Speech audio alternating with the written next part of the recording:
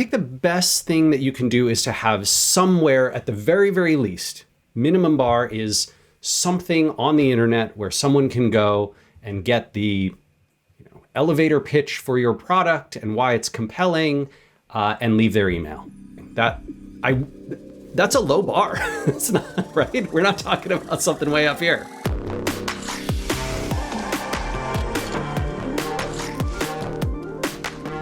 Hi, everybody. This is Jason Mark Campbell. Welcome back to the Selling with Love podcast.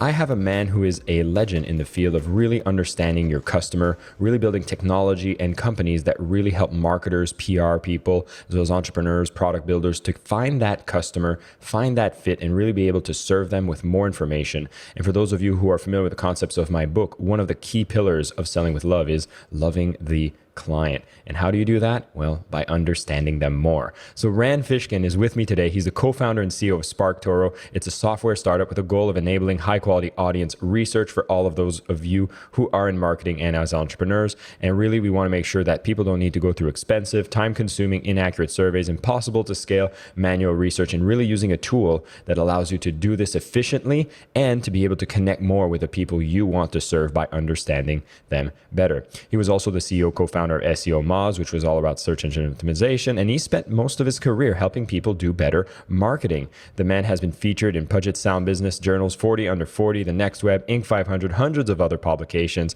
Man has spoken on stages from Sydney to Reykjavik to Montreal, Munich, has been passionate about really helping professionals on a daily basis. And now he's got his best-selling book, Lost and Founder, where he reveals how traditional Silicon Valley wisdom leads far too many startups astray. And now I'm excited to have him on the show today. Rand, welcome.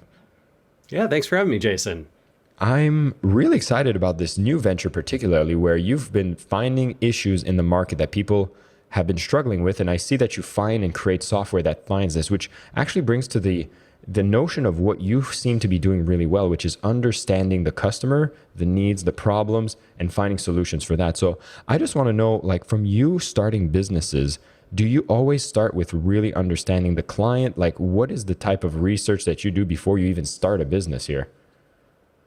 Ooh, I really like looking at incentives and models. So essentially trying to understand the field itself, where the incentives sit. I think this is one reason that I am, despite having passion about politics, would never go into the field of politics, because I don't think the incentives and the model and the structure are very good. Similar with, heavily regulated fields like healthcare. I have passion and interest, but again, the incentives and structures are just not great. Energy, same problem. Logistics, similar issue, especially recently. But one of the things that I love about the world of marketing is that it's open to everyone. Anyone can participate. By helping people do better marketing, you, especially with relatively affordable or free tools and advice, you help a lot of small businesses, small entrepreneurs, solo ventures. That's the people I really care about helping.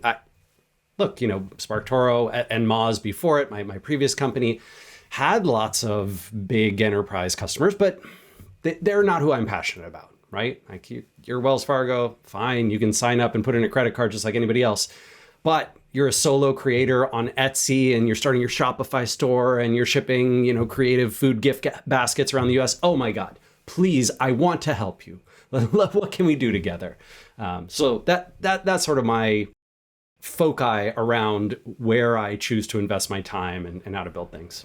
Rand, I love what you're saying here is like you've got this target, and it really seems the way you're speaking about it's kind of a passion of wanting to help these people. But people can have an avatar that are different passions. Maybe somebody are like, yeah, I love to see big companies and I want to support them because they see the impact that they make. So I'd be curious to know, like, what made you so passionate about this particular market of helping those small businesses? Is there a bit of a story there? Yeah. I think I've always been someone who just loved underdogs, loved little guys. I'm not anymore, but I used to be a big fan of the NFL. I used to watch a lot of football games, the American Professional Football League, and inevitably I cheered for the Green Bay Packers, right? Because they're the only team that is owned by the town. There's no billionaire behind it. There's no, Lambeau Field is not sponsored by any corporate sponsor. I love that concept, right? This idea that you can have a more equal, a more socialist, a more equitable field of people. And I'm a capitalist. I like starting businesses. I like helping people start businesses. But what I love about capitalism is everybody getting to do what they like to do and are good at. And I think that the more that we can enable that, which means having lots more new businesses and lots more small businesses, not a few big companies that dominate every field. So, this is where SparkToro comes from too, right, Jason? Like, frankly, I'm sure you've seen this in marketing, right? That 90% of dollars get thrown at Google and Facebook and Amazon, and let's just let them sort out the targeting. And, 10 years ago, that was not a bad way to go because those companies, not everybody was there yet. The costs of that was not that expensive, and you could make a profit. You really could. So it made some sense. Today, every single business is competing for those eyeballs with their dollars. The incentives just don't make sense. And so SparkToro is this idea of, hey, what if we could help people find the channels and sources of influence in any field that can get them to break away from the Google, Facebook, Amazon triopoly and spread their marketing dollars and efforts into places that make a real difference, that are less competitive, that can provide a competitive advantage. I love what you're bringing up here because this is true. We feel like, okay, I need to find an audience. Maybe I need to have a huge advertising budget, but the game has changed significantly. I spent all my time at Mindvalley. I've seen what happened to cost for ads. I started in 2013. Yes. I've seen it go all the way to 2020.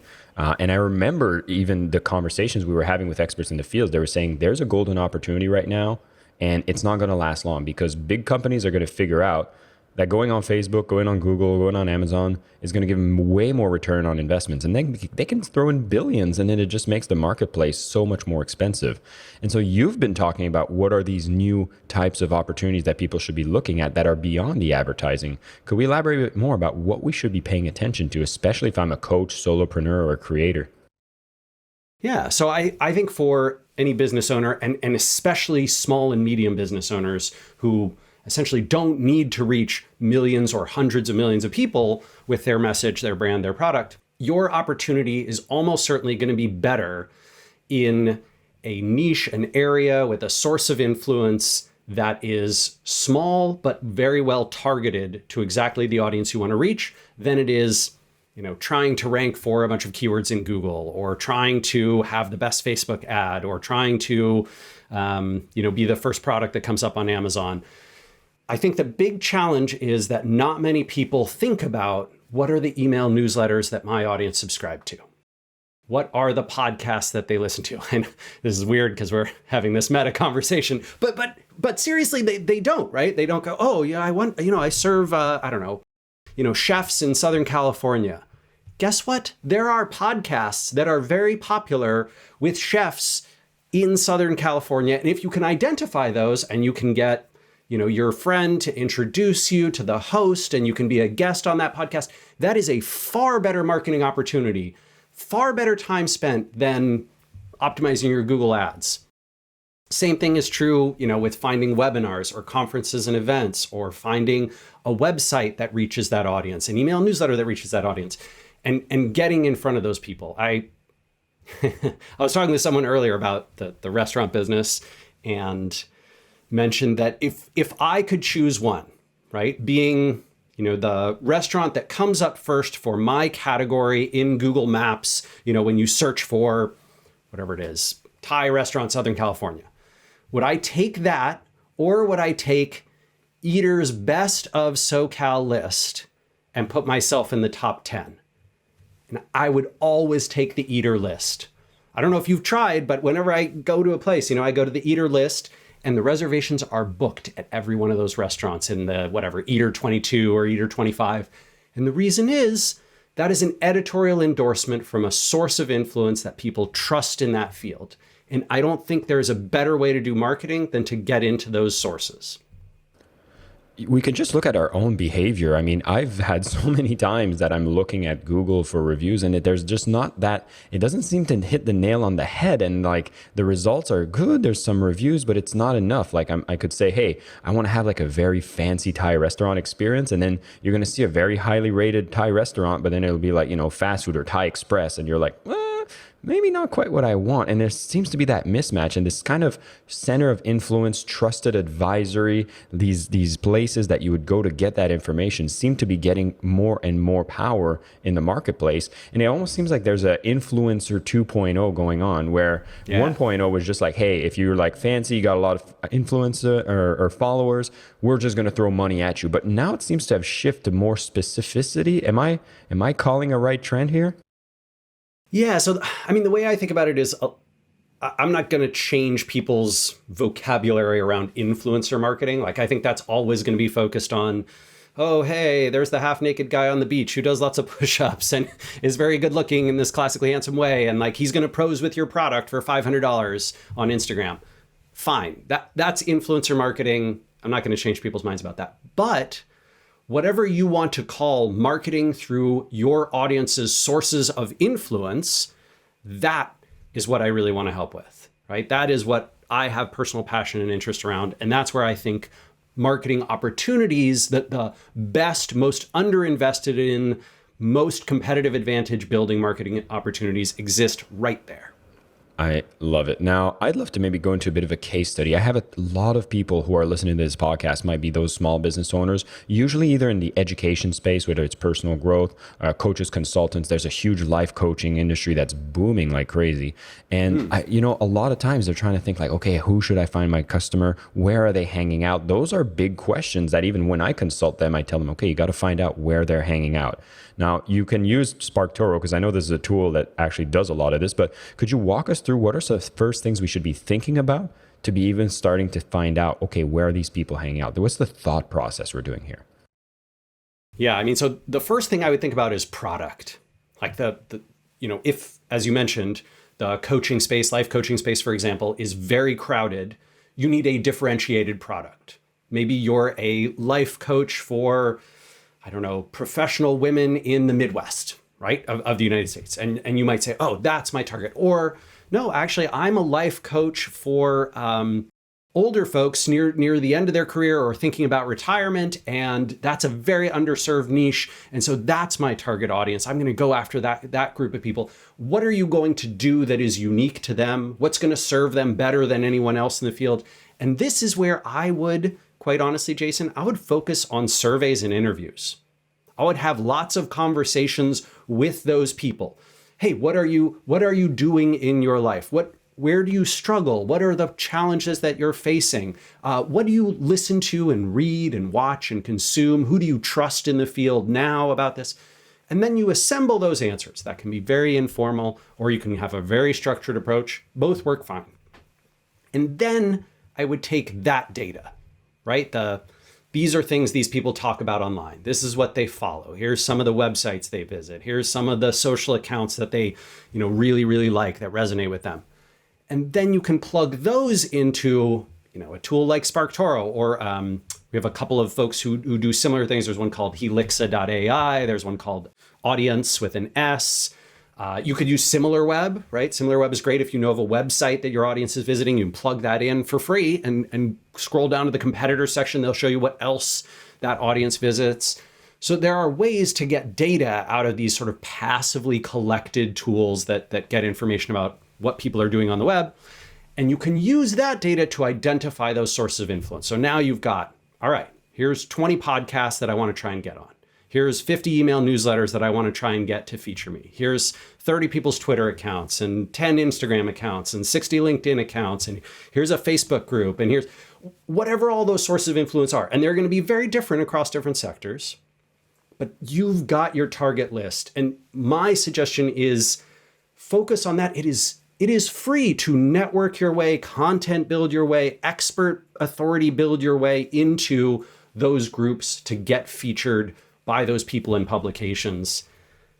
I think that's a golden ticket to a lot of that early traction that companies and startups need in the first stages.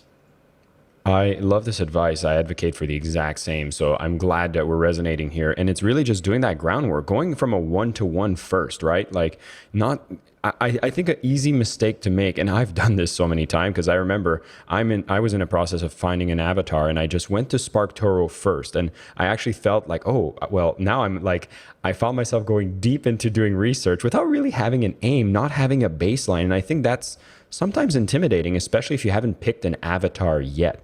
And it sounds to me like when you make a choice of the product and who you serve that product to, now you can actually start asking questions and really finding them on a more manual basis. But when you're ready to scale, when you're ready to really go and turbocharge your reach and really get more people that are exactly like who you want to serve, a tool like SparkToro seems to be the perfect thing to be able to use. And so I wanted to ask maybe a bit deeper, how would you elaborate? What is the time that you would say like, hey, now it's ready for you to use a tool like SparkToro and really be able to identify all these groups and go on the campaign? Should you have, identified a few customers? Should you have served them? Should we have a certain revenue size? Do you have a parameter for that?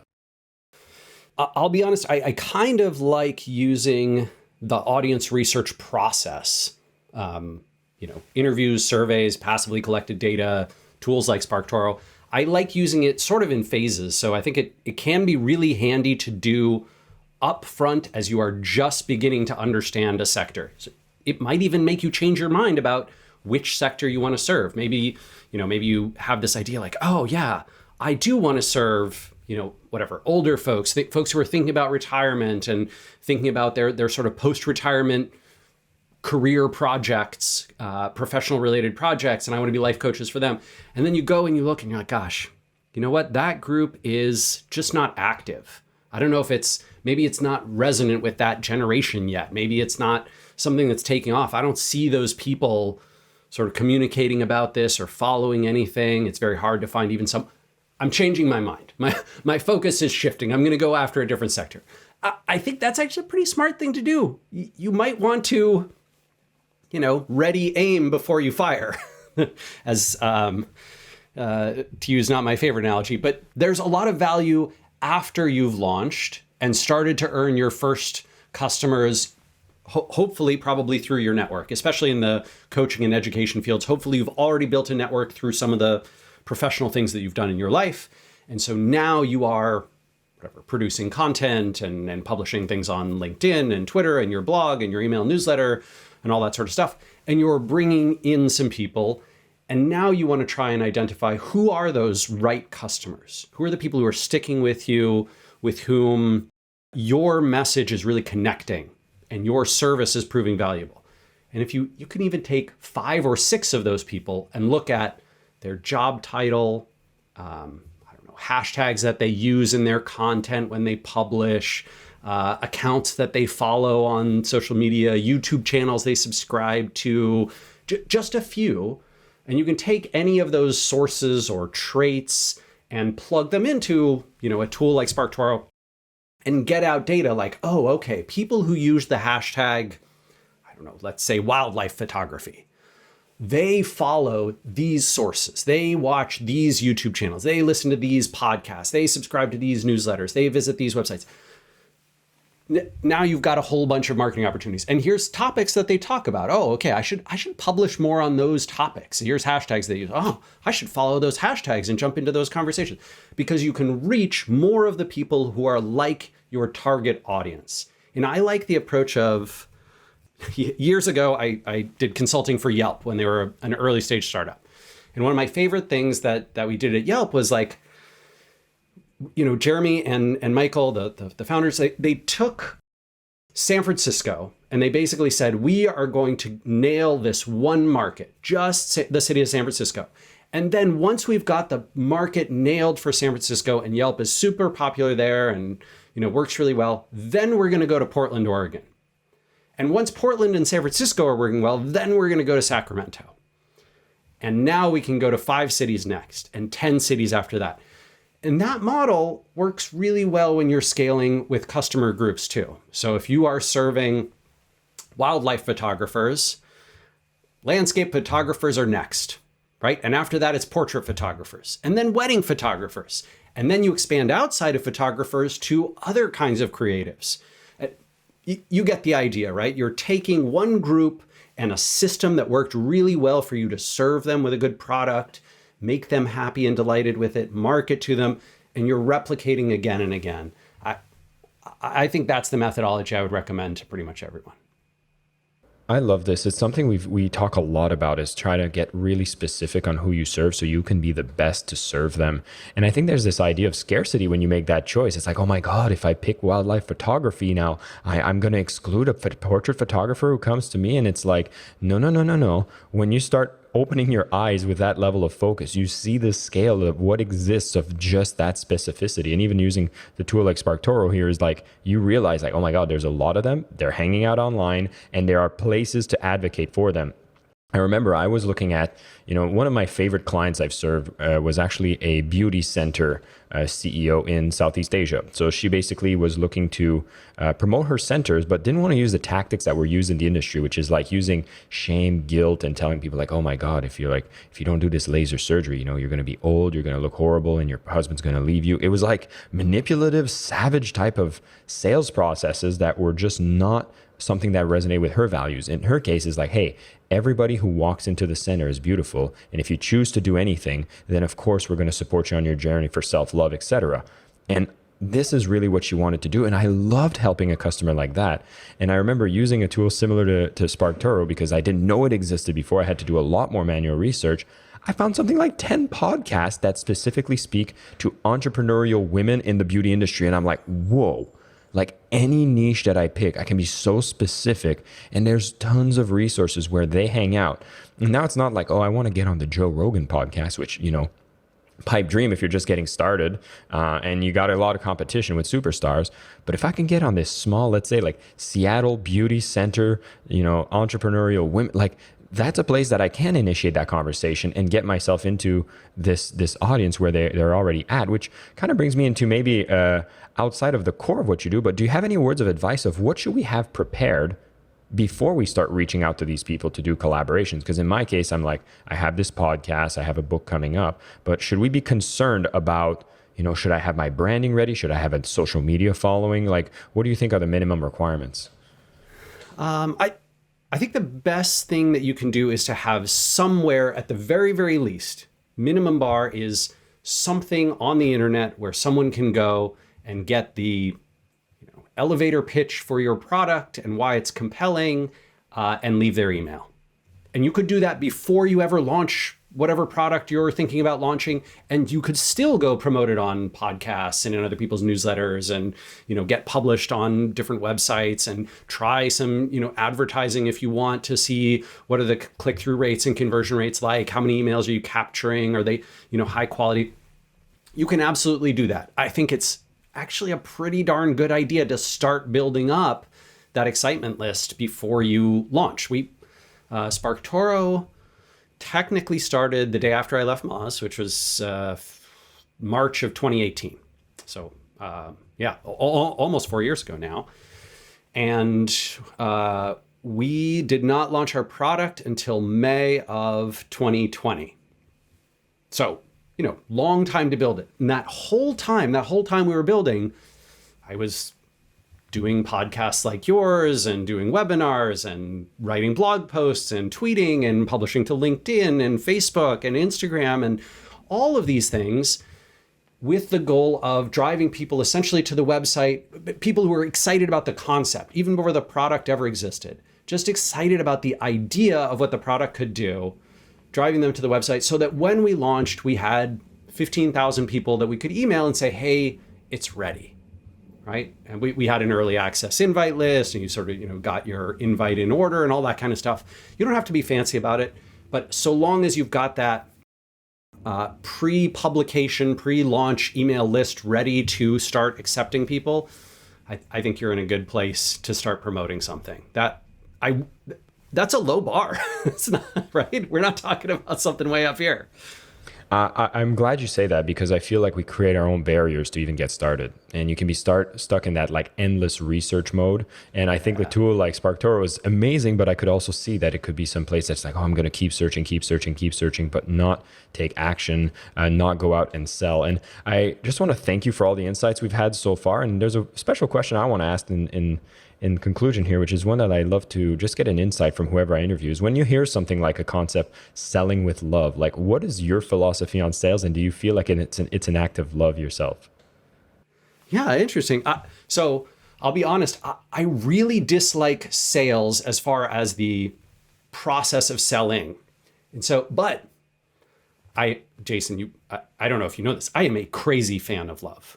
Like a romantic through and through in every part of my life. And so I love this, disparate connection of these two concepts that you can sell with love and that it doesn't have to be a sales focused process. I hope as folks listen to this episode, right, they don't think, oh, Rand's trying to sell me on SparkToro. I'm definitely trying to sell you on the concept of like improving your business by thinking outside of the Google, Facebook duopoly. But SparkToro or not, I want you to be successful. Like I want you to have a wonderful business. I want you to be free from, your corporate overlords and the rat race, and to be able to do chill work however you want to do it best, whether that's in Bali on a couch outside or in Seattle, Washington in a very cold shed, wherever you are. But so for me, what resonates about this idea of selling with love is that even if you take something that is not traditionally my cup of tea, you can add love to it. And now it sounds pretty good. Well, I definitely resonate with the things that I know you probably don't like around sales. And I think there is a better way. And when we have people like you sharing tools about how to truly understand the people, do your research, be relevant, don't just splash your message everywhere trying to get attention from people that don't even resonate with you, but do it in a way that's more calculated, focused, and actually brings value to people and makes that impact. I think that's exactly what we need to see in the world. And you're bringing this so powerful. Rand, thank you so much for being on the show. You shared so many great insights. For people who've been tuning in, we started with just really being clear on who you want to serve and what's the product you're bringing to them. The more specific you are, the more you can actually be so relevant to these people to serve them excellently. I love how Rand also talked about what is the groundwork you want to do, which is do the research, whether it's surveys, personal interviews, and go and understand truly who these people are and what are some of the key things they might have suggested that they do on their daily basis so that you can start finding more people like them. We've obviously mentioned the tool that's available by Rand, which is SparkToro, which I don't mind mentioning it because I think it's a great tool and I love advocating for it because you can use these insights you've done at the beginning stages to really take you to the next level, find more people, find more sources, and be able to connect with these centers of influence where you can serve more people with what you've decided to be the best in the world at. And of course, we're seeing these trends happening where the advertising costs are going up. So this new golden opportunity is how do you get in front of the people who are in front of your people and build the connections, access them better than ever, and really go out there, serve, communicate, and do your best so people know what you offer, are able to sell it with love, of course, and using amazing tools that make your life a little easier by using a mindset that makes it much more loving, such as what we've discussed today. Rand, again, thank you so much for your time. I'm excited for your venture. I'm definitely going to be using it myself, and I know a lot of people listening will too. Thank you so much for your time. Thrilled to hear it, Jason. Take care. I am your host, Jason Mark Campbell, and this is the Selling with Love podcast.